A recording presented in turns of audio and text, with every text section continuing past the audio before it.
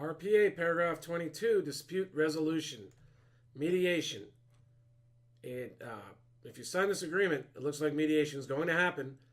Let me just say the good news is I've been a lawyer since 91. At first, mediation wasn't that successful, but perhaps because litigation has become so expensive, and even arbitration with discovery in it can be expensive, mediation became more and more effective. Now, in my practice, I personally have not been in mediation, so I can't, my real estate brokerage practice, but I can say I've been in mediation as an attorney for clients outside of real estate in the past. I haven't been doing any litigation in the last 5 to 10 years, but I did find the mediators starting to become really good at what they do.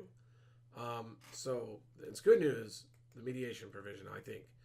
Arbitration of disputes. Now, lawyers, when I was younger, were always trained to say you should not agree to arbitrate because you give up some of your rights. There's a process in litigation in the courts that is really well designed to get to the facts that are important. If a mistake happens with the trial judge, you have appellate rights. And we as lawyers are comfortable litigating in there, so we say you should go ahead and avoid arbitration.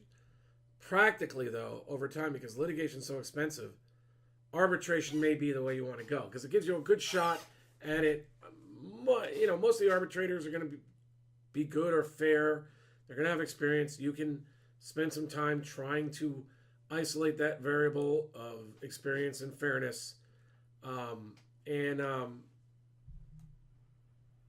The good news here is that you also have a right, this is important, to discovery in accordance with Code of Civil Procedure 1283.5. Now, as a lawyer, I like that because I was used to discovery. I think if you do a good job with discovery, you can get to the facts ahead of time. And when you get to the facts ahead of time, it sometimes avoids the arbitration or the litigation. But it can also lead to more expense.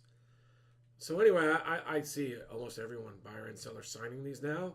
So let me just say, as the lawyer, lawyers might tell you, if they rely on their previous training, that you should not sign this, but I'll just say almost everyone does. Who might not? Someone with really deep pockets and really likes the fact that they have good lawyers and they think if there's a dispute, it's going to be big and expensive, and they're happy about that. Additional mediation and arbitration terms. Well, here we see that if something like if a seller gives a second mortgage to the buyer to help them buy the property, they don't have to mediate or arbitrate that. And similarly, you're allowed to, this is going to say, let me see it. Oh yeah, the filing of a court action to preserve a statute of limitations. So you're allowed to do that without violating this agreement, which is a very good thing. Because if you're coming to the end of when you can sue under contract and you're worried that the mediation process, the way it happens, it might be vague or ambiguous as to what you're needing to accomplish, and go to court, file, and then maybe the other side's going to say this should be mediated, and you're going to agree and just say, hey, I was filing to preserve a statute of limitations. Brokers should not be obligated nor compelled to mediate or arbitrate unless they agree to do so in writing. And usually in the listing agreements, the brokers do. I do, even though I'm an attorney. I haven't seen when the listing agreements have been brought to me. I always see those provisions initial. Now, a buyer agency contract probably has the same stuff, but you can't know ahead of time unless you. Yeah, I've seen them all.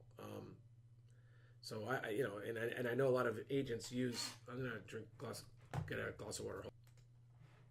Well, the buyer agency contract will probably have signed arbitration and mediation provisions. Anyway, if they don't, definitely talk to an attorney. And then finally, any broker participating in mediation or arbitration shall not be deemed a party to this agreement. I don't know, maybe they're getting at the fact that a broker or an agent might be a witness, and that doesn't make them party to this agreement. I just haven't had that come up. Sorry, it's getting late. I probably should do the next. I'm so close to being done. I might finish this tonight. I'll try not to yawn again. I will talk to you later. We're going to do 23 next.